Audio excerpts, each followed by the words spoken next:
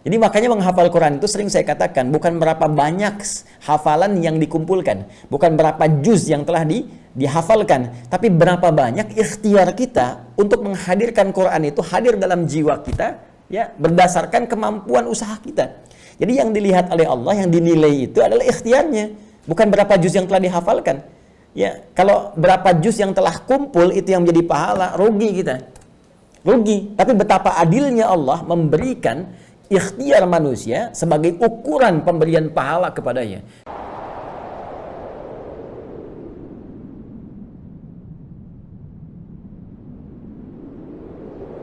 Lihat pertanyaannya. Assalamualaikum warahmatullahi wabarakatuh. Waalaikumsalam warahmatullahi wabarakatuh. Saya sudah berusaha untuk mengikuti program menghafal Al-Quran seperti yang Ustadz Adi ajarkan. Alhamdulillah, semoga Allah berikan pahala terbaik dari segala usaha yang telah Ibu sampaikan dan usahakan. Namun saya lamban dan sulit hafal serta mudah pula lupa. Baik, langkah apa lagi yang harus saya tempuh agar mudah hafal dan tidak mudah lupa? Terima kasih, semoga Ustaz keluarga senantiasa sehat walafiat. Dan semoga Anda pun diberikan lebih daripada apa yang Anda doakan kepada saya. Waalaikumsalam warahmatullahi wabarakatuh. Sifat hafal dengan lupa itu fitrah kehidupan. Saya mau bicara tentang lupa dulu ya. Lupa itu dibagi dua. Ada lupa yang sifatnya anugerah, ya, anugerah untuk meringankan beban kehidupan kita, atau dalam konteks ibadah tertentu bahkan untuk menambah pahala. Ya, nanti kita bahas. Yang kedua, ada lupa yang dicela. Jadi kalau yang pertama ini sifatnya disyukuri, madah, itu kan dipuji. Yang kedua, dzam, ya mazmum, sesuatu yang dicela, yaitu lupa yang diakibatkan karena perbuatan-perbuatan maksiat. Ya ingat, perbuatan maksiat itu akan berdampak pada, mohon izin sekali, jauhnya hubungan kita dengan Allah atau melupakannya pada nilai-nilai kebaikan. Ya karena itu orang-orang yang bermaksiat itu, mohon maaf, seringkali lupa waktu sholat. Orang-orang yang penuh banyak maksiat lupa untuk baca Al-Quran. Sehingga dari sifat lupa ini jadi jauh dari sholat, jauh dari Al-Quran, jauh dari nilai-nilai kebaikan menurut syariat Islam dan sebagainya. Nah, ini yang dibawa dari maksiat. Ya. Kemudian ada lupa yang dipuji yang pertama tadi. Lupa yang dipuji terbagi pada dua bagian. Pertama, takhfiful haya, untuk meringankan aspek kehidupan. Jadi misalnya kalau kita diberikan oleh Allah sifat lupa dalam beberapa hal yang kiranya bisa meringankan beban kita, maka itu harus disyukuri. Ya, kita bersyukur. Bayangkan kalau semua manusia ingat terus, wah, barangkali, mohon maaf itu ya, bisa jadi terganggu nanti jalan pikirannya. Jadi kena penyakit tertentu yang memberikan beban berat. Anda ingat dari mulai lahir sampai sekarang, ingat semua kejadian, gak bisa tidur Anda. Ya, berat bebannya. Karena itu beberapa bagian tertentu diberikan anugerah lupa oleh Allah Subhanahu wa taala untuk memberikan keringanan dalam kehidupan kita. Dan sifat lupa ini Masya Allah dalam beberapa hal kadang-kadang disimpan di bagian terdalam di memori kita. Nanti saat dibutuhkan, nah beberapa perjuangan-perjuangan kita itu bisa muncul kembali. Kadang diingatkan oleh sebuah kejadian atau yang lainnya dan hikmah-hikmah tertentu. Ya, lupa dalam bahasa Arab disebut dengan nisyan. Bahkan ada keterangan dari Ibnu Abbas radhiyallahu taala anhuma yang dikutip oleh Ibnu Manzur dalam kitabnya Lisanul Arab ketika menerangkan tentang nama manusia insan. Ya, summiyal insanu insanan li'annahu 'indama uhida ilaihi fanasiya. Nah, itu keterangan Ibnu Abbas radhiyallahu taala anhuma yang dikutip oleh Ibnu Manzur dalam kitabnya Lisanul Arab. Ya, kata Ibnu Abbas radhiyallahu taala anhuma, summiyal insanu insanan, insan, manusia diberi nama dengan insan, ya, li'annahu 'indama uhida ilaihi fanasiya. Itu seakar dengan kata nisyan. Ya, nisyan itu lupa, dari akar katanya nasia. Kenapa? Karena manusia itu ketika berkomitmen dengan Allah itu seringkali ada sifat lupanya. Ya, ada sifat lupanya. Ya, itu karena itulah diberi nama dengan insan, ada korelasi dengan nisyan. Ya kan? Nasia itu lupa, saya lupa, nasitu. Kita lupa, nasina. Maka dalam konteks kehidupan kita berdoa, Rabbana la tu'akhidna in nasina au akhtana. Ini jenis lupa yang pertama. Ya Allah, jangan biarkan kami ya Allah ketika kami lupa itu kami berbuat salah gitu. Dengan lupa kami salah. Nah, itu konteks yang tadi saya sampaikan dalam keterangan saya yang pertama. Ada lupa yang cenderung mengarah kepada maksiat. Ada lupa yang sifatnya anugerah yang tadi saya sampaikan, ya, untuk meringankan beban kehidupan. Atau yang kedua, menambah nilai pahala dalam konteks ibadah tertentu. Contohnya apa? Al-Quran. Ya, jadi ada kondisi tertentu yang orang ini nggak maksiat, ikhtiarnya banyak sekali, bahkan dia tahajud juga, dia puasa juga, dia meninggalkan maksiat. Tapi ketika menghafal Quran, kok kayaknya susah gitu. Ya, dalam tanda petik ya, padahal Allah katakan nggak ada yang susah. Tapi qadar Allah ditetapkan oleh Allah bagi orang ini misalnya nggak secepat yang lain. Orang lain misalnya dalam 10 menit hafal 1 halaman, orang ini sudah 1 jam belum hafal. Bahkan 10 jam masih terlambat-lambat. Ya, ada yang pindah lupa sebelumnya misalnya kan. Apa di antara hikmahnya? Ternyata di antara hikmahnya itu rahmat Allah Subhanahu wa taala, di antaranya untuk memberikan tambahan pahala kepadanya dengan mengulang apa yang telah dia tadi usahakan untuk dihafal.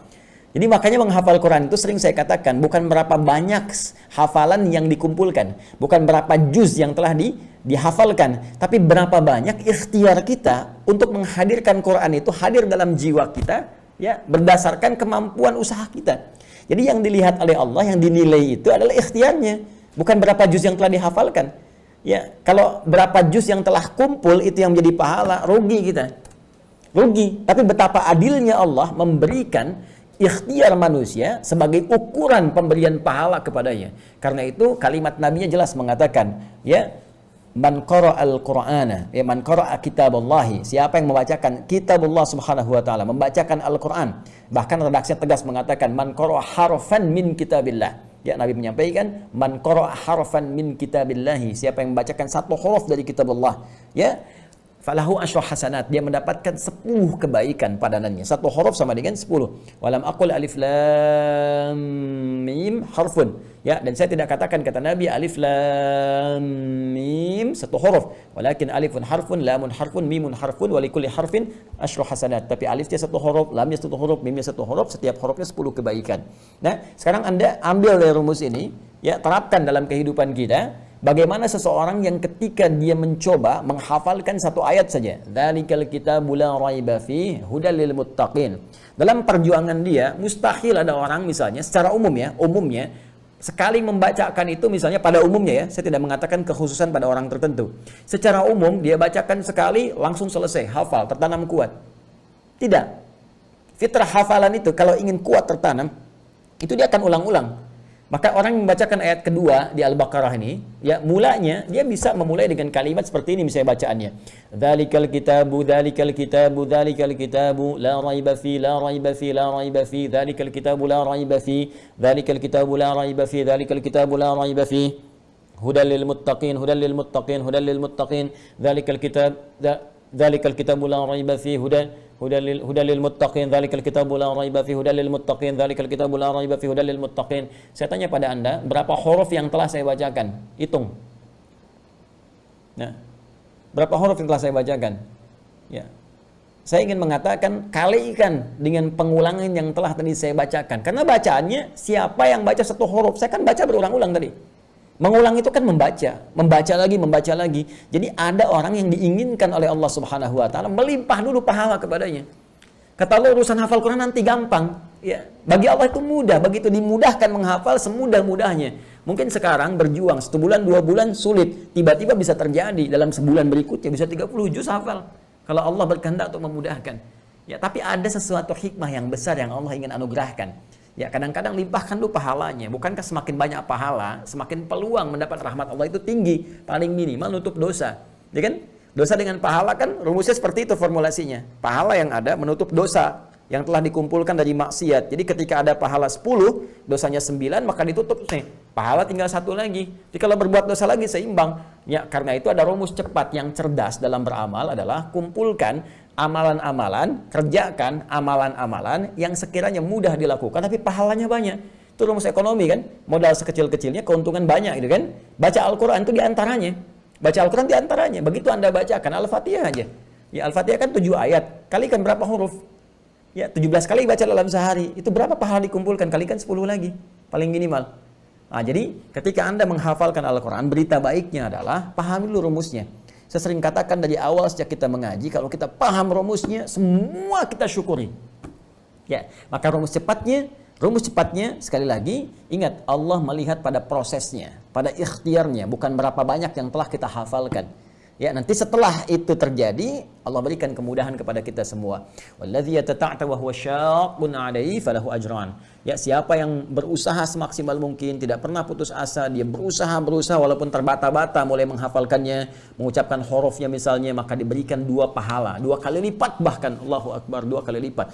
Diapresiasi kesungguhannya, Masya Allah, ini ada yang 60 tahun, saya lihat ada yang bahkan 70 tahun itu kan, ada yang lebih daripada itu masih berusaha menghafal. Ini sangat luar biasa. Sementara orang melalaikan kehidupan akhiratnya, banyak pesta pora, banyak macam-macam, Anda kembali kepada Allah. Ya, dengan mendalami kitabnya, firmannya, ini sangat luar biasa. Dan berapa pahala yang dikumpulkan. Dan kita tidak tahu kapan kita berpulang pada Allah Subhanahu wa taala. Jadi syukuri nikmat itu dan bawa kepada semangat, jangan putus asa. Ya, dalam konteks kita menghafal. Bismillah, teruskan sampai dalam keadaan kita pulang kepada Allah dalam sedang berinteraksi dengan Al-Qur'an. Wallahu taala a'lam bissawab.